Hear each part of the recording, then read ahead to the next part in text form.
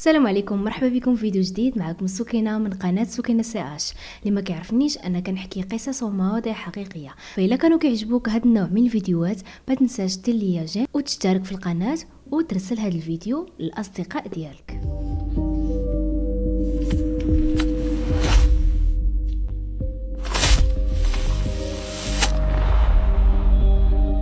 في السبعينات بمدينة فورت وورث في تكساس بدات قصة حب بين شاب سميتو ستيفان روبارديس وزميلته في الثانوية اللي سميتها بيت لوميت. من بعد مدة ستيفان اللي كان عنده غير 19 عام تزوج ببيت اللي كان عندها غير 18 عام، ومن بعد عامين على الزواج تولدات بنتهم الوحيدة اللي كان سميتها ماري، بطلة القصة ديالنا اليوم سنة 1977. العلاقة بين ستيفان وبيت ما كانتش مثالية، كانوا كيتخاصموا بزاف، والسبب الرئيسي كان هو الغيرة ديال ستيفان على بيت. ورغم محاولات ديالهم اللي كتيرة كانت باش يحافظوا على العائلة الصغيرة ديالهم، ولكن في الأخير وصلوا لطريق مسدود والمشاكل سالت بالطلاق سنة 1980. بيت خدات بنتها ماري اللي كان عندها 4 سنين وعاشت معاها، ومن بعد عام واحد من الطلاق تزوجت بصاحب القديم ديال ستيفان، تعرفت عليه مني كان خدام مع راجلها السابق في البحرية الأمريكية. ماري كانت عايشة مع امها وفرانك جرانبوري، معرفتش واش نطقتها مزيان، ومرة ولا جوج في الشهر كانت كتزور باها ستيفان اللي كان ساكن على بعد 60 كيلومتر من فورت وورث. دازو سنين وولات ماري عندها 16 عام. ماري كانت بنت ذكيه ومحبوبه، زوينه، انيقه، ناضجه وواعيه، وكانت تلميذه ومجتهده بزاف. ومني كنقول لكم مجتهده راه مجتهده، ديما كانت كتجيب اعلى نقطه في المدرسه، ماشي غير في القسم ديالها ولكن في المدرسه ديالها كامله. العلاقه ديال ماري مع امها كانت قويه بزاف، كانت ماري متعلقه بامها بطريقه كبيره وكتعتمد عليها بكل شيء. واخا كبرات ولات عندها 16 عام ولكن كانت متعلقه بامها بواحد الطريقه جنونيه. امها ما كانتش غير ام بالنسبه ليها، كانت حتى صديقه واخت. حتى العلاقه ديالها مع راجل امها فرانك كانت مزيانه، لكن هادشي ما طولش بزاف. ففي صيف سنه 1992 رجعت ماري للدار وتصدمات ملي لقات فرانك مع امراه اخرى. ديك الساعات امها كانت خدامه، جات امها وقالتها ليها وقالت ليها شنو شافت بالتفصيل، وهذا الحديث بالضبط كان غيسبب الطلاق. لكن بيت سامحات راجلها حيت ما بغاش تخرج عاوتاني على بيت الزوجيه ديالها، لانه فايت ليها طلقات ما بغاتش عاوتاني تطلق مره اخرى، وبررات ليه التصرف ديالو حيت كانت حاسه براسها هامله في ديك الوقيته، حيت كانت كتخدم بزاف في قسم المستعجلات في المستشفى. ورغم ان بيت سامحات فرانك، ماري بنتها ما قدراش تسامحو على خيانه ديال امها، وفقدت الاحترام ديالها ليه، يعني مبقاش عندها معاه نهائيا كيف ما كانت كتبغيه في الاول. حاولت بزاف د المرات باش تقنع الام ديالها باش تفارق معاه، لكن الام ما تسوقتش ليها، ما بغاتش تفارق معاه، فقالت لها خليني نعيش حياتي مع راجلي. نهار قالت ماري لمها ما يمكنش نعيش مع هذا الراجل في نفس الدار، خاصك تخرجي من عنده ونمشيو نسكنوا في شي بلاصه اخرى. الام جاوباتها بدم بارد، قالت لها انا كنحب فرانك بزاف وما غاديش نطلق منه. ماري قالت لها اذا انا اللي خصني نخرج من الدار. بيت قال لها يمكن لك تعيشي مع جداتك او لا جدك، وبيت عيطات لوالديها وقالت لهم باللي ماري غادي تجي تعيش معاكم في فورت وورث. وهذا الشيء فرحهم بزاف لانهم كانوا غير بوحدهم وقالوا بعدا حفيدتنا تونسنا.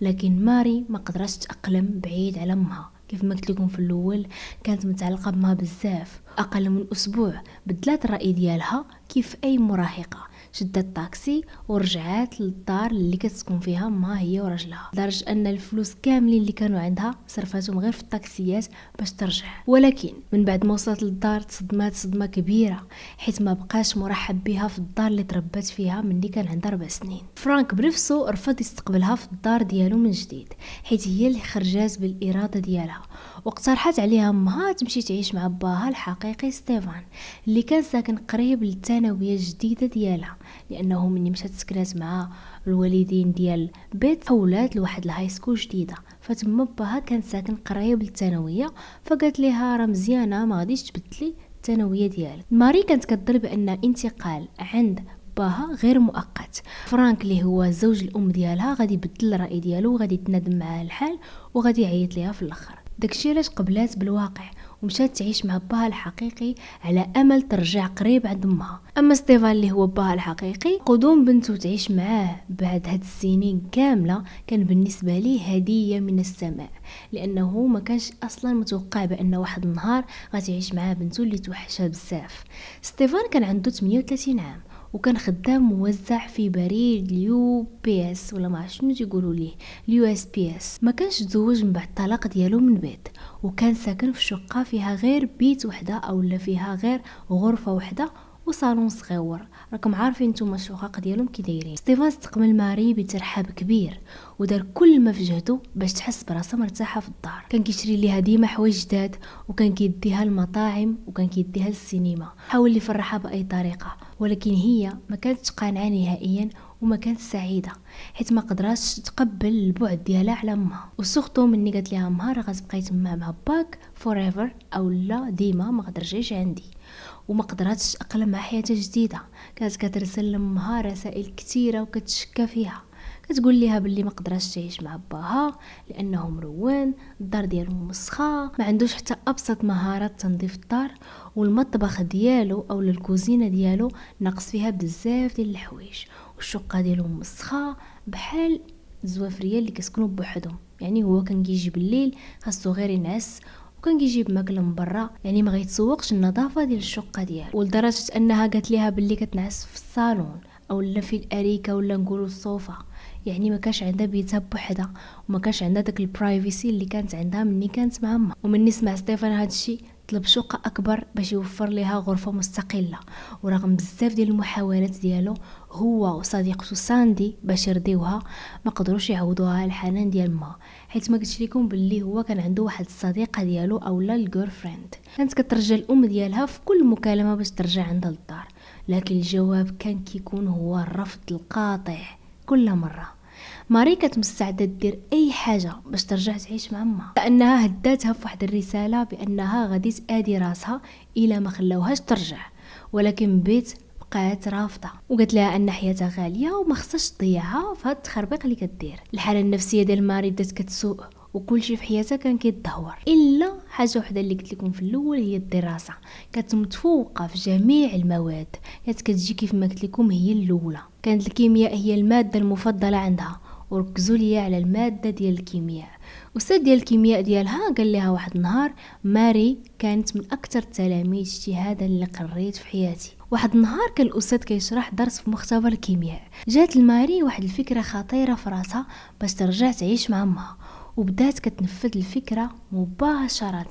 ما فكراتش بزاف، تسنات حتى ضوى الاستاذ ديالو ظهرو وخبات ماده سامه سميتها الباريوم في منديل وحطاتها في الصاك ديالها. هاد الماده السامه كانت موجوده في مختبرات الثانويات الامريكيه، يعني كانوا كيديروا بها التجارب باش يكون عندهم تجارب حيه. ومن بعد بدات الخطوه ديالها الثانيه من الخطه ديالها. نهار 18 فبراير 1993 اقترحت على باها ياكلوا اكل مكسيكي في العشاء. ستيفان وافق لانه ما كان كيرفض ليها حتى شي حاجه. مشى جاب ماكله من مطعم قريب ومن بعد ما رجع حطات ماري الصوم في الاكل ديال باها. الماكله المكسيكيه فيها بزاف ديال التوابل، يعني ما حس حتى شي حاجه مبدله. من بعد ما سال باها مشى للكنيسه باش يحضر القداس، لكن رجع بسرعه حيت بدا كيحس بواحد الالم قوي وتشنجات قويه في المعده ديالو. ساندي من جات من المدرسه لقاتو في واحد الحاله خطيره، عيطت الاسعاف وصل بسرعه وبداو كيحاولوا ينقذوه، ولكن للاسف. اما ماري بقات واقفه كتشوف من الباب بلا ما تقول حتى شي كلمه، ورغم محاوله الاسعاف مات ستيفان بعد دقائق. الطبيب الشرعي ما حس بحتى شي حاجه وما شك في حتى شي حاجه، وقال ان سبب الوفاه هو ازمه قلبيه. وبهذا الشكل ظنت ماري انها هربت من العقاب للابد، لكن في الحقيقه اللي وقع ما كان صدفه ولا خطا في التشخيص. اللي وقع هو ان ماري كانت ذكيه كفايه باش تضلل الطبيب الشرعي. حلم ماري مني كانت صغيره هي تدخل لكليه الطب من بعد الثانويه باش تولي طبيبه شرعيه، وبفضل هذا الطموح كانت عارفه الاجهزه اللي كيستعملوا في التشخيص. وكانت عارفة أن الجهاز اللي يقدر يكتشف المادة ديال الباريوم غالي بزاف، والثمن ديالو كيوصل لأكثر من 150 ألف دولار. وكانت متأكدة أن المركز المحلي ديال الطب الشرعي اللي كاين في البلاصة ديالهم ما عندوش هذا الجهاز، وعارفة أن العينات ما غاديش يتصيفطوا للمختبر آخر إلا إلا كان شي دليل آخر غريب. ماري اختارت مادة الباريوم باش تسمم بها أعراض ديالها كتشبه الأعراض ديال الأزمة القلبية. والسبب الثاني هو أن هاد المادة ماشي معروفة عند مجرمين بزاف، دونك ما غيقولوش باللي راه كاين الباريوم باش مات، وماشي اي واحد يقدر يلقاها بسهوله. يعني هي كان عندها الزهر وكانوا كيخدموا بها في الهاي سكول ديالها. من بعد دفنوا ستيفان بوقت قصير، كانت ماري واقفه حزينه قدام قبر باها وهي مخبيه السر الكبير ديالها. طبعا الام ديالها كانت معاها. الام ديالها دارت عندها في واحد الوقيته وقالت لها ماري غادي نرجعوا نعيشوا مع بعضياتنا، كاين مشاكل بيني وبين فرانك ولقيت خدمه في فلوريدا وغادي ننتقلوا ليها انا وياك. ماري شافت فيها بصدمه وقالت لها امتى عرفتي باللي انا وياك غادي ننتقلوا لفلوريدا؟ امها جاوباتها قالت لها من اسابيع هذه، ولكن ما بغيتش نقول لك حتى شي حاجه حتى يقرب وقت السفر، وغير حيت دابا باك مات بغيت نقولها لك ونسبقها لك. ماري تصدمت بزاف حيت فهمات انه لو كانت عرفات هذا الخبر قبل يومين فقط ما كانش حتى تفكر بانها تقتل باها. ماري سافرت مع امها لبنما سيتي في فلوريدا وتسجلت في مدرسه جديده، ومن بعد مده قصيره فرانك رجع ليهم باش يصلح العلاقه مع بيت، وهي كانت مستعده تسامحه من جديد رغم انه كان دار ليها بزاف المشاكل وخانها الى اخره. حتى ماري حتى هي كانت مستعده تقبلوا هاد المره. الحلم ديال ماري باش ترجع تعيش مع امها تحقق، لكن حياتها ما بقاتش طبيعيه. نهار كانت كتنقي في الدار لقات رساله مع عشيقه فرانك مخبيه في المخده ديالو، وقالتها لامها. قالت لها الا كنتي انت قادره تحمليه فانا لا. كالعاده بيت سامحات فرانك وقررت تبقى معاه عاوتاني. الغريب هو ان ماري جمعت حوايجها ومشات لواحد البلاصه اللي ما كتخطر على بال حتى شي واحد. عيطات لجدها جيم اب ديال ستيفان وسولته واش تقدر تعيش معاه هو ومرته، وهو فرح بزاف بالفكره. ويمكن ماري اختارت تعيش مع جدها باش بهذه الطريقه تحاول تعوضوا على الفقدان ديال الولد ديالو. ماري انتقلت تعيش معاهم في تكساس وتسجلت في ثانويه جديده، وكان الهدف ديالها هو انها تنسى الماضي وتبدا حياه جديده. لهذا كانت كتقرا بزاف وكتقضي اغلب وقتها في الدراسه، وبقات العلاقه ديالها بينها وبين جدها قويه بزاف. الثانويه ديالها ماري كانت كتخبي بزاف ديال التفاصيل من الماضي ديالها، حتى انها قالت لبعض الزملاء ديالها ان باها مازال حي. تما تعرفت على صديقه جديده اللي سميتها ستيسي هاي. ستيسي كانت اكثر من مرحه في المدرسه، كان عزيز عليها الضحك وكانت فرفوشه كيف ما كنقولوا، وكان بينها وبين ماري اهتمامات مشتركه كثيره.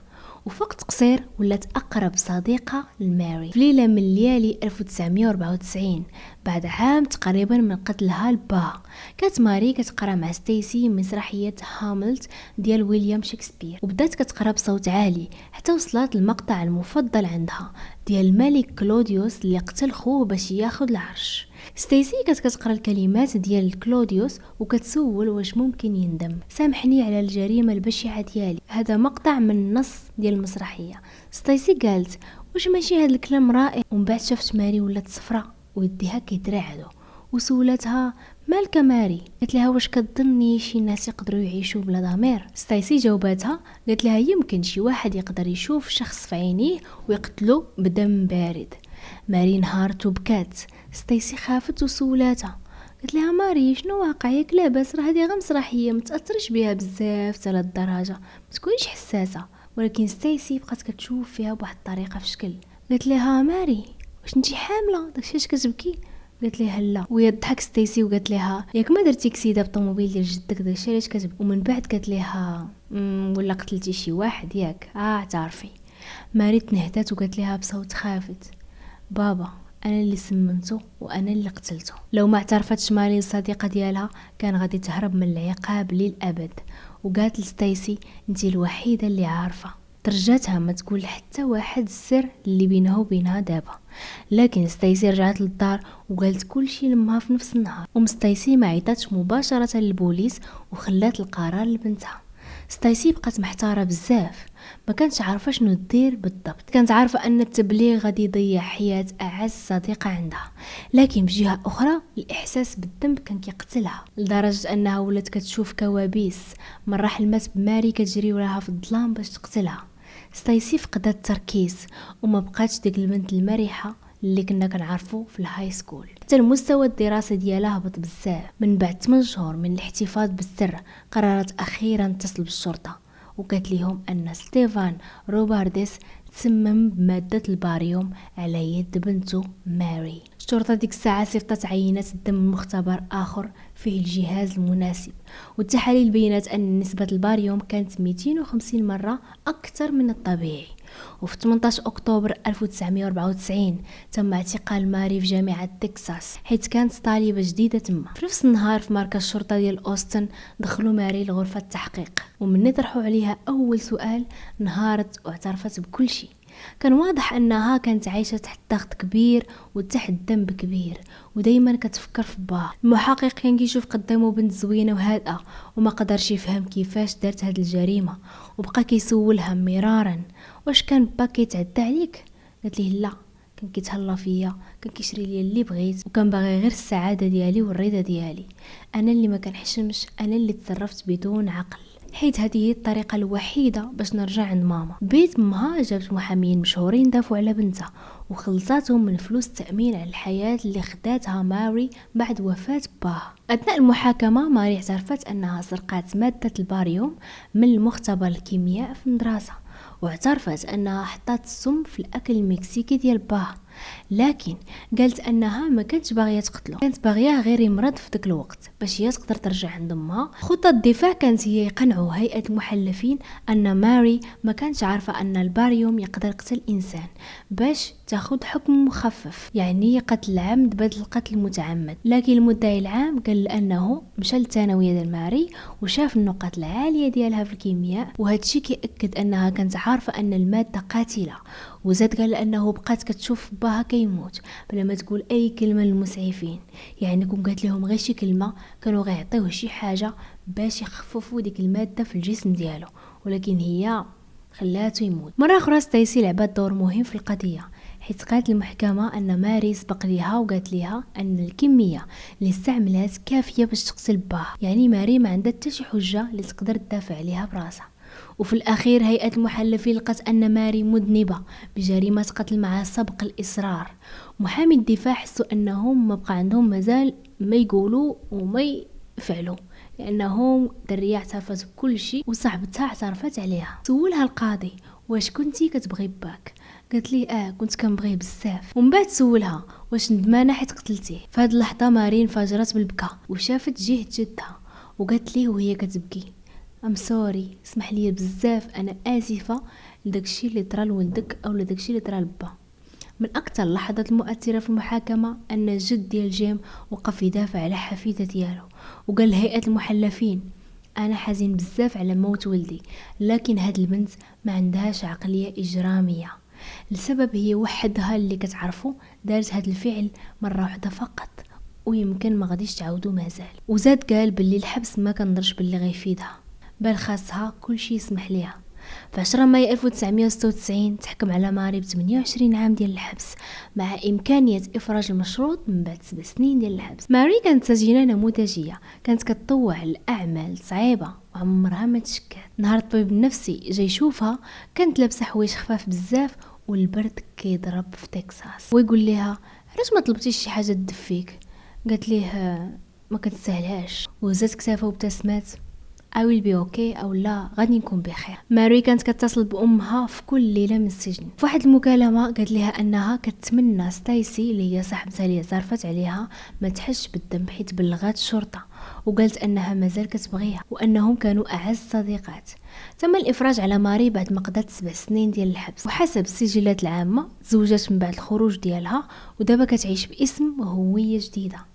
كاين اللي شاف هاد البنت قاسيه وما عندهاش الرحمه حيت قتلات باها، وكاين اللي تعاطف معاها وشاف في قصتها نتيجه مأساويه للطلاق وتفكك الاسره، خصوصا ملي الاطفال كيحاولوا يعيشوا ما بين والدين منفصلين في الوقت اللي الوالدين منشغلين باعاده بناء حياتهم الخاصه. كنتمنى تكون عجبتكم هاد القصه. شكرا على المشاهده، نتلاقاو ان شاء الله في فيديو جديد. تهلاو في راسكم وشكرا للناس اللي دخلوا عندي للقناه.